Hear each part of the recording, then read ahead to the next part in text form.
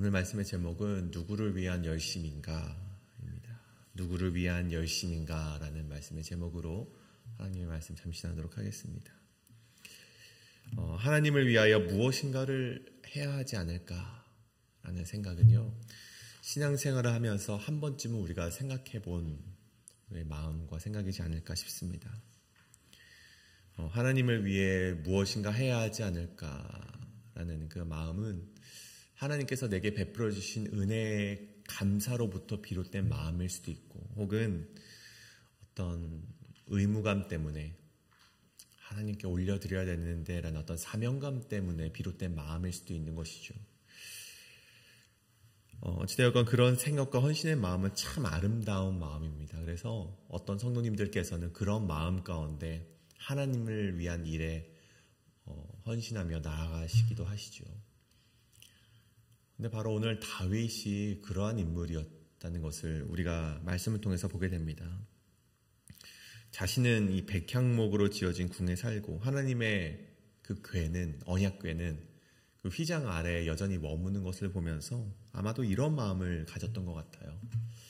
한편으로는 하나님께서 나에게 베푸신 은혜가 이렇게도 큰데 나만 이렇게 좋은 곳에서 살면 될까?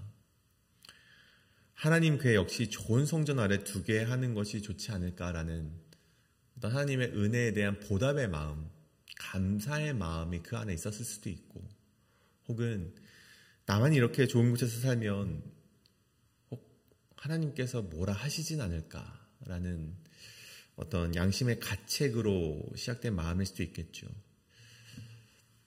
어떤 마음이 더 이 다윗에게 와닿는 마음인지는 알 수는 없지만, 다윗의 그 마음 속에는 하나님의 집을 만들어야만 한다는 어떤 의무감은 있었다는 것이죠.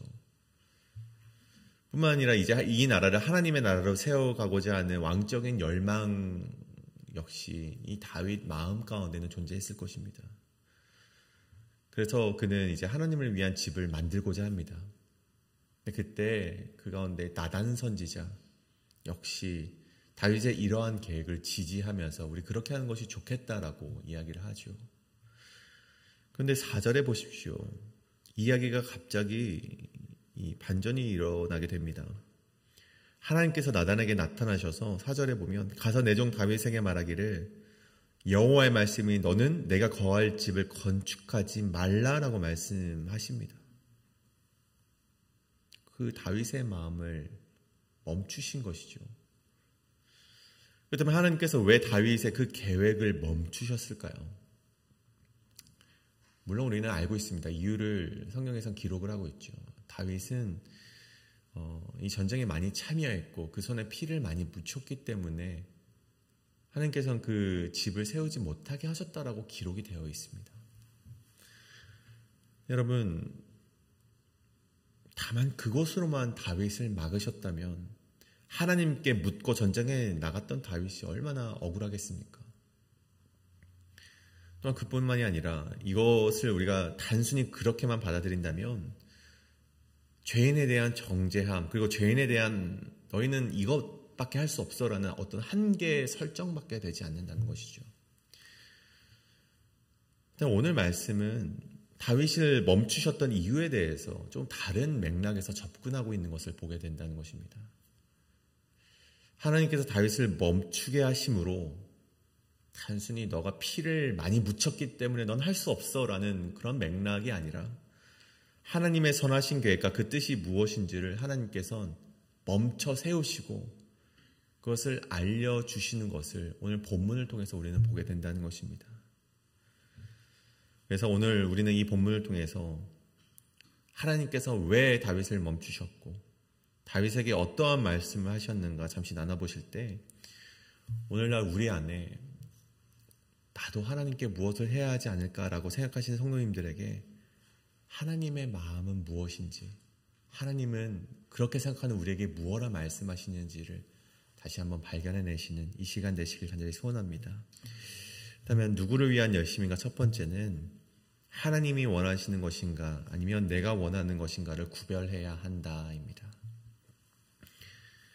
오늘 말씀 나단 선지자를 통해서 하나님께서 다윗을 멈춰 세우시고 나서 5절에서 이런 말씀을 하십니다.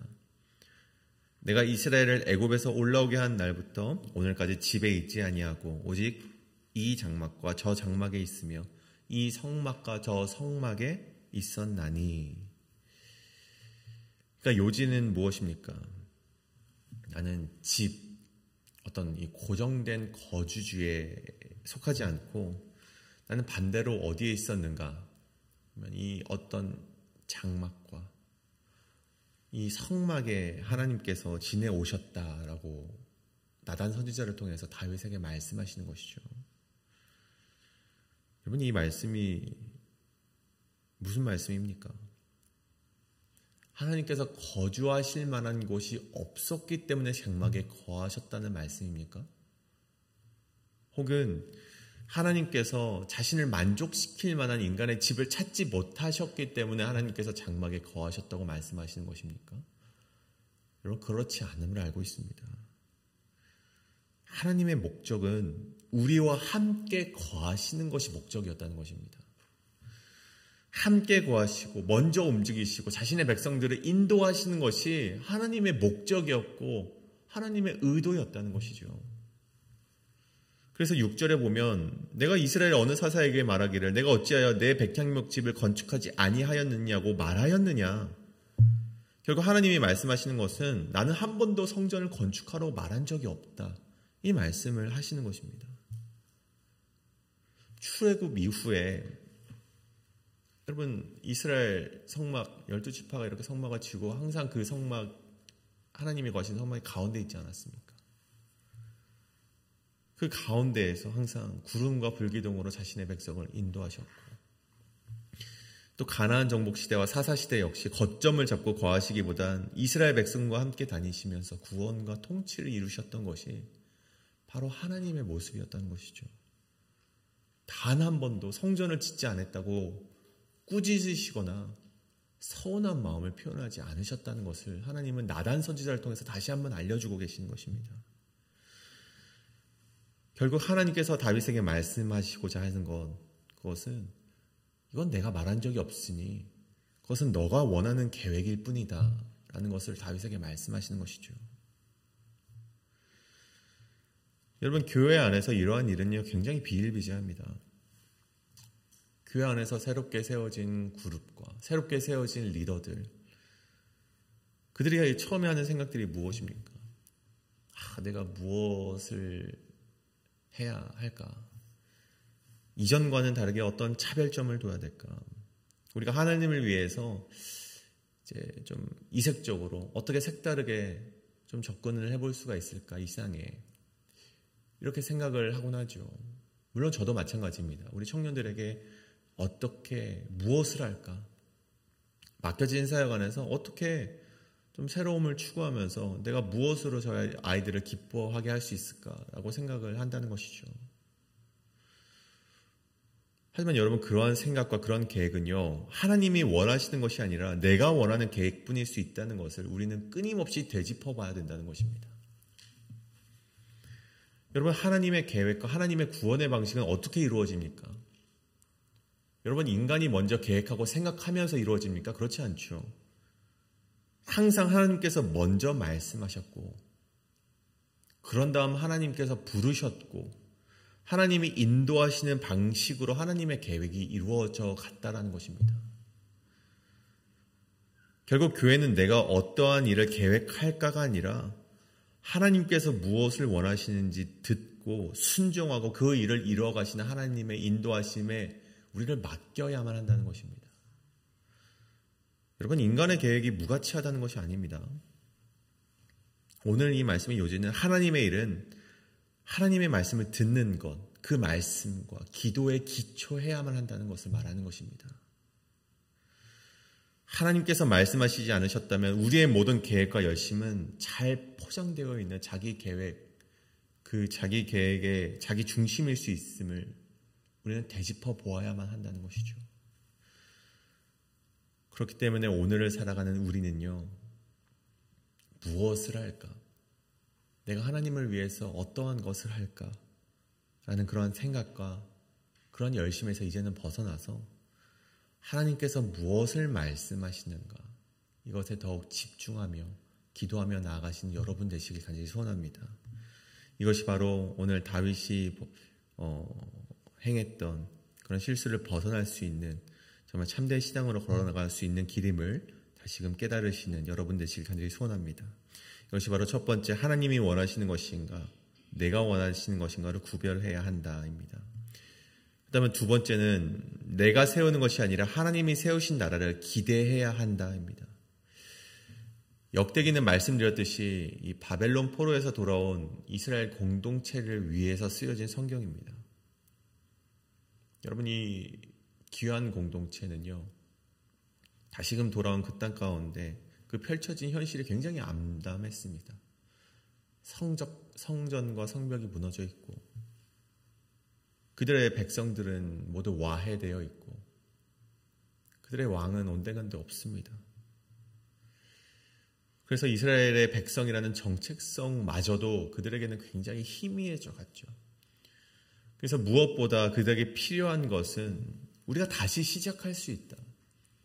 다시 우리가 세워져 나갈 수 있다라는 어떤 신앙의 기반이 그들에게는 필요했던 것입니다.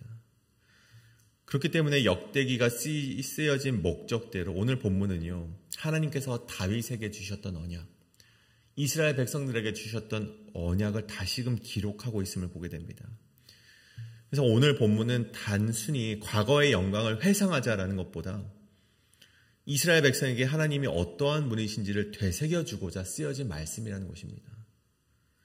하나님께서 우리에게 약속하셨고 하나님은 그 약속을 잊지 아니하시는 분이고 그리고 그 약속을 위해서 다시금 일하시는 분임을 오늘 이스라엘 백성에게 말하고자 하셨다는 것이죠.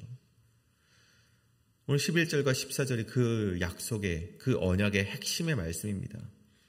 11절에서 하나님은 나단을 통하여서 다윗에게 말씀하시기를 내 생명이 연한히 차서 내가 조상들에게로 돌아가면 내가 내 뒤에 내 씨 곧 내 아들 중 하나를 세우고 그 나라를 견고하게 하겠다라고 말씀하십니다. 이 씨, 히브리어로 이 제라라고 쓰여졌는데 이 씨는 단수로 사용이 되지만 이 개념 자체는요, 집합적인 개념을 말합니다. 다시 말해 한 사람을 이야기한다기보다는 이 언약 계보 전체를 말하는 것이 바로 이 씨를 말하는 단어인 것이죠.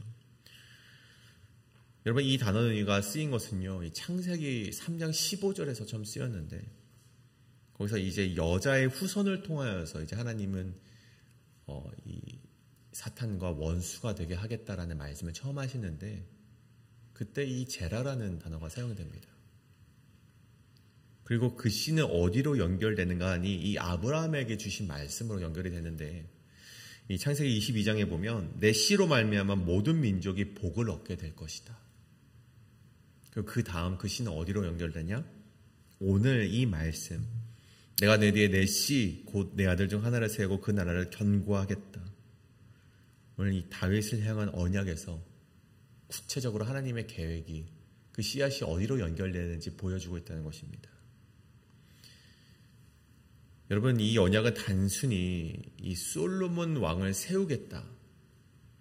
더 이상 너의 씨, 너의 아들 솔로몬 왕을 통해서 내가 내 아이의 집을 건축하겠다. 여러분, 이 말씀을 의미하는 것은 아니죠. 하나님의 구원의 역사 속에서 다윗의 씨를 통하여서 영원히 흔들리지 않은 하나님의 나라를 만들겠다는 하나님의 언약을 말씀하고 있는 것입니다. 결국 하나님께서 다윗을 멈추신 이유를 생각해 보십시오. 하나님께서 다윗을 통해서가 아니라 자기 자신이 직접 그 집을 세우시겠다라고 하나님께서 그에게 말씀하셨다는 것이죠. 내가 직접 그 집을 세우고 그 나라를 이끌어가겠다는 그 메시지를 다윗에게 주시기 위해서 너 그 집 세우는 것을 멈춰라라고 말씀하셨다는 것입니다. 하나님은 다윗의 손으로 성전을 짓지 못하게 하셨지만 다윗의 씨를 통하여서 하나님의 집과 나라를 영원히 세우시겠다는 약속을 그에게 주셨다는 것이죠. 여러분, 누가 성전을 세웁니까? 솔로몬입니까? 아니죠. 예수 그리스도가 그 성전을 세우셨습니다. 여러분, 그 성전은 우리의 눈에 보이는 그 성전이 아님을 우리는 또한 알고 있죠. 우리 예수 그리스도를 통해서 그 흔들리지 않은 하나님의 성전이 세워졌음을 우리는 알고 있습니다. 귀한 공동체는요, 이 당시에 정말 그 마음이 와해되고 우리가 이제는 어떻게 살아가야 될지라고 고민하고 그 마음속에 두려움이 있었던 그 귀한 공동체는요, 이 다윗의 언약을 통해서 다시금 깨닫게 됩니다. 무엇을 깨닫습니까? 첫 번째는 자신들이 왕을 잃어버린 것 같아도 하나님께서는 여전히 그 왕을 준비하고 계시다는 것을 그들이 깨달았고, 자신들이 성전을 잃어버린 것 같아도 하나님은 그 집을 다시 세우기 위한 계획을 세우고 계시고, 그것은 오래전 하나님의 계획임을 그들이 다시금 깨닫게 되었다는 것입니다. 하나님의 백성이라는 정체성을 잃어버린 것 같아도 하나님은 그 백성을 여전히 포기하지 아니하셨다는 것을 다시금 하나님께서 상기시킴으로 말미암아 그들이 가지고 있던 두려움과 절망을 부수고 그들이 다시금 일어날 수 있는 근거를 그들에게 주셨다는 것입니다. 여러분, 오늘 우리가 다시 시작할 수 있는 이유는 우리의 준비나 조건이 아니라 우리를 잊지 아니하시는 하나님의 언약 때문임을 우리가 끊임없이 기대하며 그렇게 생각하며 그 마음속에 되새기시는 여러분 되시길 간절히 소원합니다. 우리가 무너졌을 때 우리보다 먼저 일어나셔서 그 집을 세우시는 분이 하나님이심을 기억하시길 바랍니다. 여러분, 이것이 바로 내가 세우는 것이 아니라 하나님이 세우시는 나라를 기대해야 한다. 여러분이 세우는 것이 아니라 하나님이 먼저 세우시고 하나님은 그 계획을 잊지 아니하시는 것을 우리가 다시금 기억하시는 여러분 되시길 간절히 소원합니다. 오늘 말씀을 정리하고자 합니다. 다윗은요, 하나님을 위해서 집을 세우려고 했습니다. 하나님에 대한 은혜의 보답일 수도 있고 어떤 사명감 때문에, 의무감 때문에, 그런 마음 때문에 하나님의 집을 세우려고 했지만 하나님은 다윗을 멈춰 세우시고 이런 말씀을 하세요. 내가 너를 위해서 집을 세우리라. 여러분, 이것은 단순한 대치가 아니죠. 이 말씀을 통해서 우리가 알 수 있는 건 내가 하나님을 위해서 무엇을 해드릴까? 신앙은 그것이 아니라는 것입니다. 신앙은 하나님이 나를 위해 무엇을 하셨는가를 깨닫는 데부터 시작을 한다는 것입니다. 내가 하나님께 무엇을 해드릴까? 이 죄 많은 내가 무엇을 해드릴까가 아니라 하나님께서 내게 베푸신 은혜에 감사하며, 그렇다면 앞으로 내 인생은 하나님께서 말씀하시는 것에 순종하며 나아가는 것에 더욱 집중하는 인생이 되어야만 한다는 것입니다. 하나님은 여전히 집을 세우고 계십니다. 예수 그리스도 안에서 그 집은 시작이 되었고 교회를 통해 세워져 가고 있으며 성령 안에서 오늘도 우리를 빚어간다는 것입니다. 여러분, 우리가 건축자가 되어서는 안 됩니다. 우리가 건축자가 되지 말고 하나님의 집의 한 재료로서 하나님의 집이 되어가는 사람임을 깨달으시며 하나님의 말씀에 순종하며 그 집을 이루어 가시는 여러분 되시길 간절히 소원합니다. 이 시간 우리 함께 기도하실 때 하나님, 나의 열심보다 하나님의 말씀 앞에 멈춰서는 신앙인이 되게 하여 주시옵소서. 내가 너를 위해서 집을 세우리라 이 음성에 순종하며 내가 건축자가 되기보다는 하나님의 건축 앞에 순종하며 그 하나의 재료로서 또한 어떤 하나님의 말씀에 순종하며 집을 세워가는 자로서 우리 함께 내가 이 하나님의 나라를 세워갈 수 있는 내가 되게 하여 주시옵소서라고 이 시간 함께 통성으로 기도하며 나아가시겠습니다. 기도합니다.